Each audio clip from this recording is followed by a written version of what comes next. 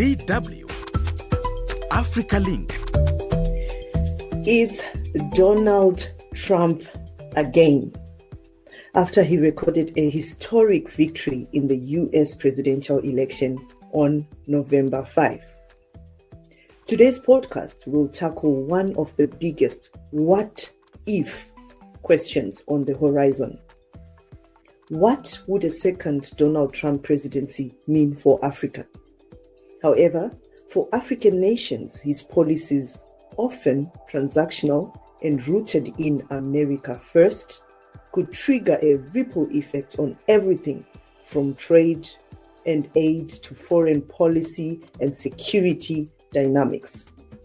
What would 4 more years of Trump mean for Africa's economies, its leaders, and the people? Would we see more investment, or would his famously critical stance on China's role in Africa mean more complications than cooperation? Stay tuned.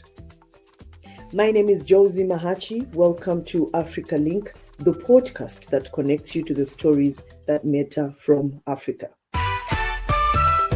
Africa Link, every weekday here on DW. Donald Trump beat Vice President Kamala Harris, denying her the chance to become America's first female president. There have already been mixed reactions across Africa to his victory. Still, the former US president didn't have a favorable rating among Africans during his first presidency.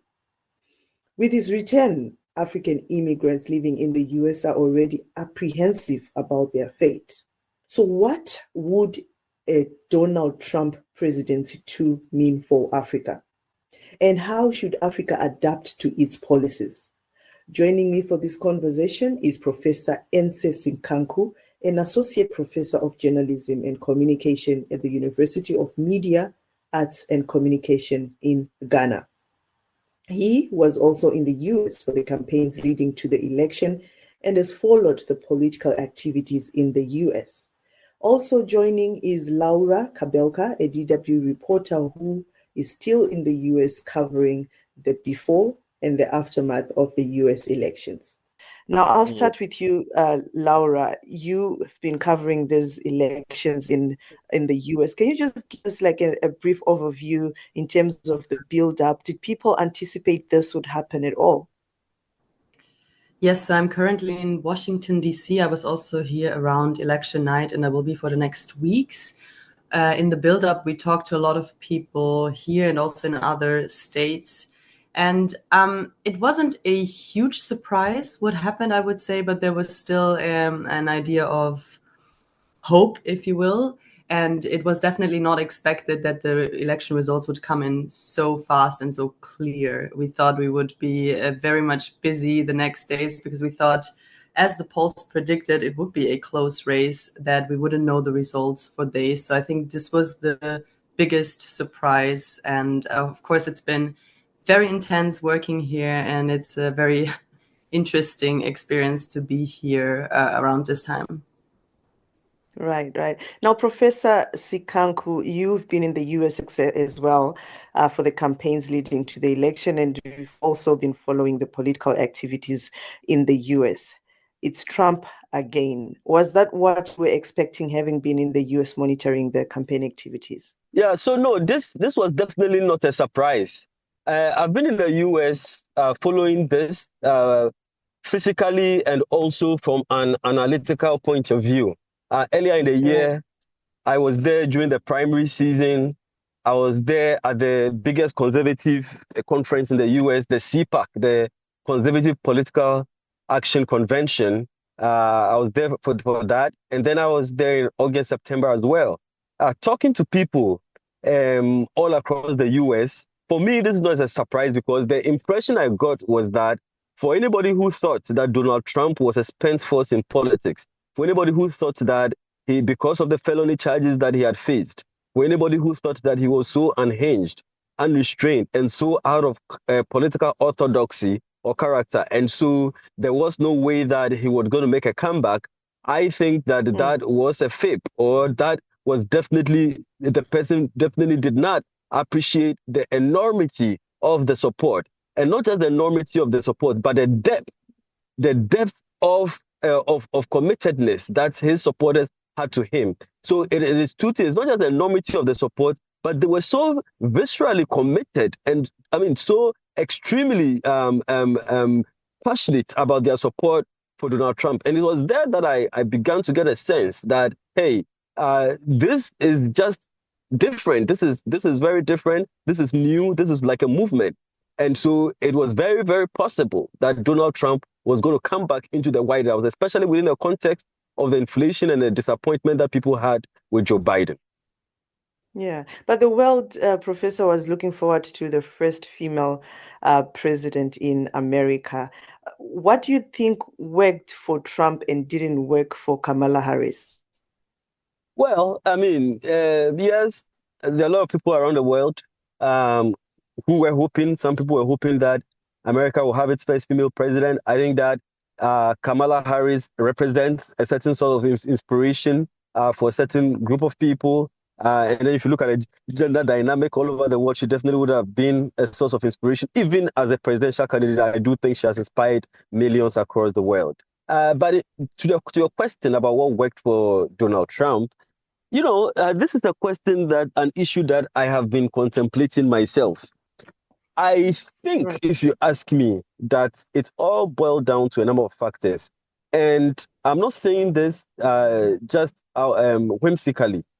I'm also basing this on the analysis I've done and just talking to ordinary Americans. Do you know I was at the University of Maryland to deliver a guest lecture? And after that, I used the opportunity to talk to young people in that particular state. I also had the rare opportunity to attend a college Republicans meeting. And I talked to some of these young guys over there. At the end of the day, I think their message and what they said reflected what was in the larger society. This is what they told me.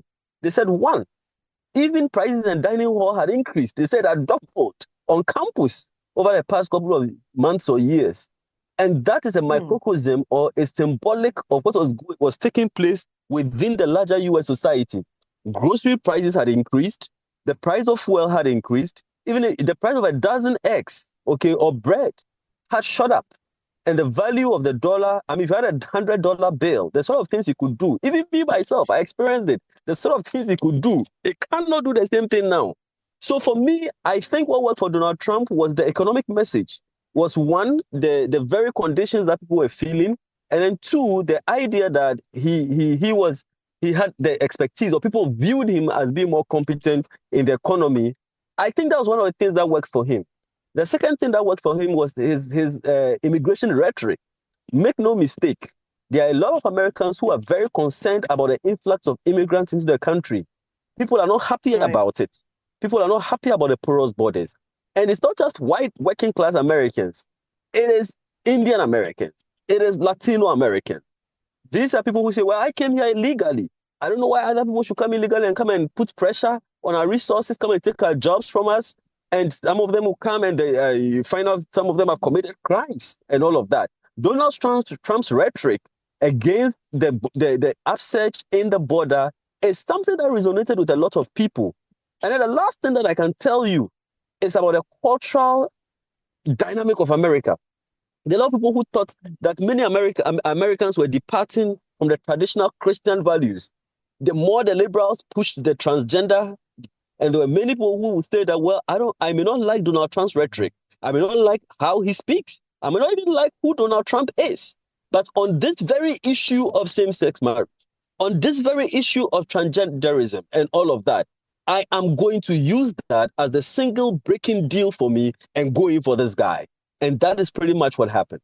Right. And what role do you think Elon Musk also played? You know what? I have not completely come to terms with that. I'm yet to really get into that dynamic because, he came in towards the end of it, right?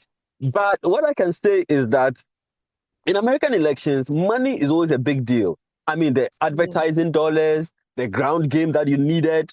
And so Elon Musk coming in, pumping that amount of money into the campaign was something that Donald Trump needed. At the end of the day, too, he controls a huge network, in terms of he was railing against, the the cultural changes and realignment in the US. He thought America had departed from its values, that they needed to go back into what the original values are. And you know the story about his daughter, okay, and the issue of gay and sexism. And so Elon Musk and the network that he controlled on Twitter and the power of technology was also able to push that message. And with people seeing that and I also think it was a psychological thing that he did, with people seeing such a powerful man supporting Donald Trump, they decided that they would, it was worth it. So he kind of amplified Donald Trump's message. Coming on board, he amplified the message. You know, celebrities tend to give a certain amplification to the voices of the candidate. And he came in with his star power. He came in with his network. He came in with technology. He came in with money. And he came in with a message. And I think that emboldened a lot of Trump supporters. That encouraged them. At the end of the day, this whole thing was about ground game. It's about a turnout.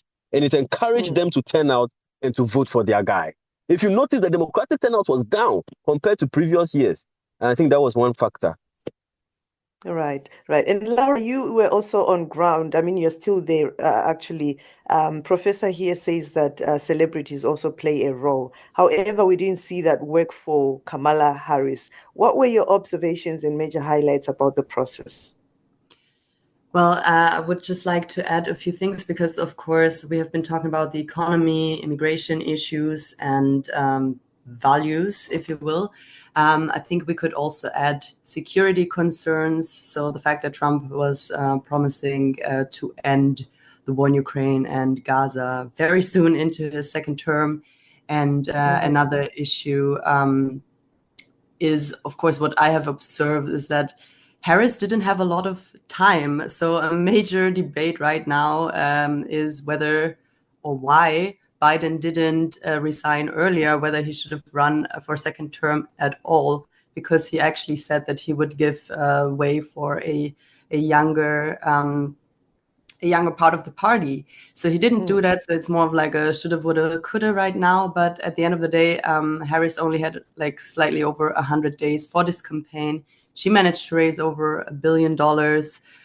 She had celebrities like Beyonce behind her, but it just didn't work out. And I mean, if you look back, Harris was also a candidate 4 years ago, and she stepped down, or she ended her campaign quite early to go and endorse Biden, who then made her vice president. So the question now is also why did so many people actually think she would be able to win now when she was also not able to get a lot of support last time? There's a lot of questions about should there have been a more democratic process of choosing who should run, because she was just basically picked immediately and started her campaign, right? So these are a lot of questions that are being asked, but at the end of the day, we now have to prepare for the transition. Yeah. Now, speaking of the transition, what kind of conversation is taking place now in relation to Donald Trump's second coming? Is this question to me? Yes. Yes. So I went to a White House press briefing with Joe Biden, and there's a lot of focus on a peaceful transfer of power, which is not exactly what Trump was doing last time. So Biden and also Kamala Harris have been emphasizing that this is how democracy works, and that there is now a defeat, but that doesn't mean they're defeated. So they're basically saying there is, or trying to show that there is still hope, and that they are listening to the people's will. For the second term, I think we can say that Trump is now going to be, or has been, way more organized than he was back in 2016. He's also become more radicalized, and it's very clear what he stands for and what he will try to push through, even though a lot of people have been saying, he doesn't actually mean that. But he said in his acceptance speech, promises made will be promises kept. So we will see what that means for his plans for illegal immigration, where he wants to deport en masse, as he said. We will see what it means for the media, who he has been attacking many times, and he already took legal action against CBS News for allegedly having deceptive and misleading coverage. So he's trying to seek billions of dollars in damages there. Another big topic is pardoning. He said he would pardon all January 6 protesters. Maybe he wants to self-pardon because he is a convicted felon. Will he go after people from the opposition, as he said? And of course, the topics Ukraine, Gaza, Lebanon, trade, and if America is looking like to make America great again, this might also not look good for topics like aid for Africa. Right. Speaking of Africa, Professor Sikanku, you've been observing the reactions in Africa. What do you have to say about how Africans are taking in the outcome? Well, I mean, believe it or not, Donald Trump has quite, I mean, a good amount of support here in Africa. I have been speaking to people here, and there are quite a number of people who reached out to me. If you go on social media, and they will tell you that they're excited about it. I don't know. One of the things that stood out for me, I think, from what they said was the values thing. You know, for a lot of Africans, they are very concerned that a democratic presidency would usher in a sort of pressure on African countries to accept policies such as same-sex marriage. I mean, Kamala Harris was here in Ghana, and when she visited Ghana and they had a press conference, one of the standout moments in that press conference was the argument that she made from, I don't know, a human rights perspective or whatever, concerning gay and lesbian rights in the country, and people were pissed off about that. And so, yes, and so that's how they viewed it. You know, it's just a breaking deal for them. So that is how the election has been received back here. But you speak to other people and they were like, oh, I just don't like the way Donald Trump talks, the extremism, the incivility, the insults and all of that. And they will tell you that, oh, I was just hoping that a woman would have won and all that kind of stuff. So it's been a mixed reaction, but African presidents have not held back in enthusiastically welcoming Donald Trump. Already the president of Kenya has sent a message. Yesterday I was monitoring how African presidents were responding. Maybe I should do a content analysis of that. But I read the Kenyan president's response to him. It was a warm embrace. It was not a test or a pro forma welcome to him. It was a very enthusiastic embrace of Donald Trump and welcoming him. They had a conversation on security and certain situations in Kenya, the war and terror. The Ghanaian president also did the same thing. Reactions have been pouring from other African countries. So maybe they're also preparing themselves and bracing themselves up for a new Donald Trump presidency. Right. Laura, I'll also throw the same question to you. Do you know how the Black community or Africans in the US are reacting to this election outcome? Yes, so we actually spent quite some time at Howard University, which is where Kamala Harris also studied. It's a historically Black university. We were there during election night and also the next day when she had her concession speech there. So we talked to a lot of young students, and many said they were devastated about the results. They were deeply frustrated because their voices were not heard. Because if you look at the statistics, around 90% of Black women actually voted for Harris. And there's a slight shift of younger Black men towards Trump, but that just shows that Black people are not responsible, if you will, for these election outcomes. And of course, that's why they're also not happy with it. I would also like to say that, of course, it's not a monolithic group. There's many subgroups, including African-born Black people. So there are different views here. But what does come up all the time is that the question, how can we have a convicted felon but not a woman of color as president? That's been a debate very much here at Howard University, but also online. All right. Now, Professor, I'm just wondering how Africa should position itself during Trump's second term. Do you think the continent should be worried in any way about his second coming? Well, thank you very much. In terms of how Africa should position itself, I think it's very, very clear. Donald Trump is an open book. He has made it clear that his policy is America first. He has made it clear that he is not interested in pursuing extra action in any part of the world except it has direct benefits to the American people. He has made it clear that he is inward looking as far as America is concerned, made it clear that he's more concerned about being a nationalist, Americanism, than a globalist or an internationalist. That much is clear.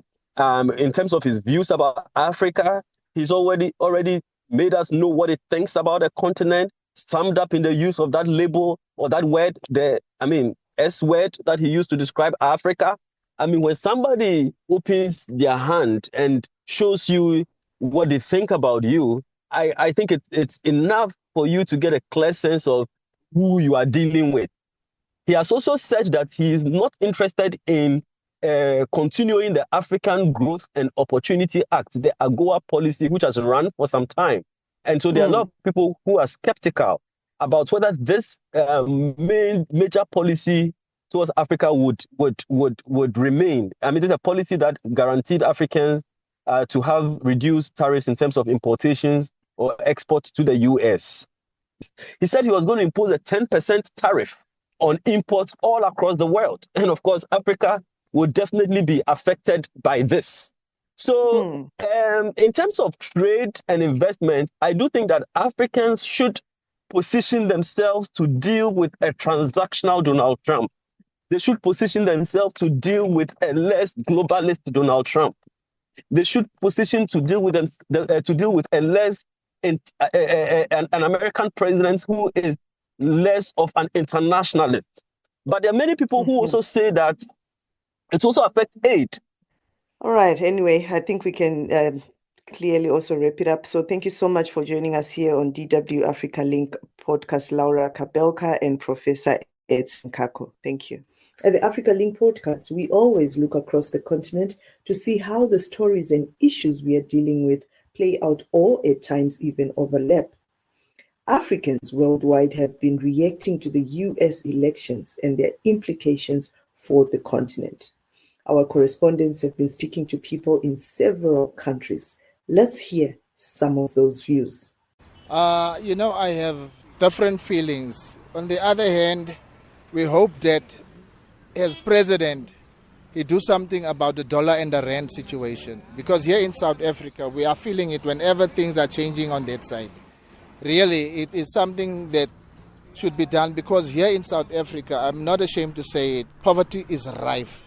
So if it's going to change that, then maybe we'll have something to celebrate about or be happy about. Please, politicians and people who are in America, think about us and try at all times, try to sponsor some of us because we need sponsorship because you are the guys who've made it there, but we are the crying children here.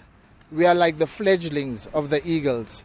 So please, eagles, try to look after us. If somebody from South Africa asks for some sponsorship, do not dilly-dally. Please try to help us because our own government, we find it hard to go about and look for sponsorships. And it's demoralizing the whole country here because our government is not looking after us the way it's supposed to be. We've got thieves who are stealing. They are pulverizing the whole place here. So, Mr. Trump, if this message ever comes to you, please try to adjust the dollar bill in a favorable way for us South Africans. Well, first and foremost, as an individual and as a South African, I'm grateful that Donald Trump has won this election because he stands for what we in South Africa stand for in terms of immigration, stricter borders, border control.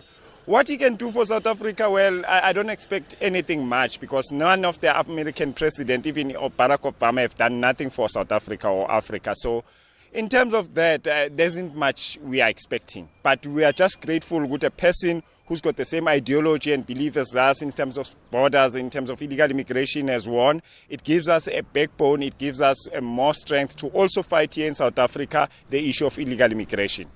It's a good thing when Trump have won, but only if he can do the right thing. Because what we saw from from Obama, we thought everything will change, especially for us in South Africa. But unfortunately, he betrayed us. So the message I'm giving to Donald Trump to say, please, man, take responsibility as a leader. Take responsibility. Stop playing games with the others who are still playing games. In short, I wanted to say to him, forget about politicizing each and everything which you are not supposed even to politicize it. In South Africa, things are tough. Food, it's difficult to get food. Education system is not good. So they are there to support us as America. So if you can only do that part for us, I believe everything will went well, especially the educational system of us. Many thanks to our correspondents in several countries for putting together those views. That's it for this edition of Africa Link. Remember, you are not just a listener, but a key part of our community, and your engagement can significantly influence the direction of our discussions. We value your insights and encourage you to share your thoughts with us. Your active participation is what makes this podcast a vibrant platform for discussing African affairs and international politics. Remember to follow so you can catch all of the Africa Link podcast episodes. This podcast was co-produced and edited by Isaac Mugabi.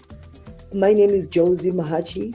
Thanks for listening, and it's bye for now.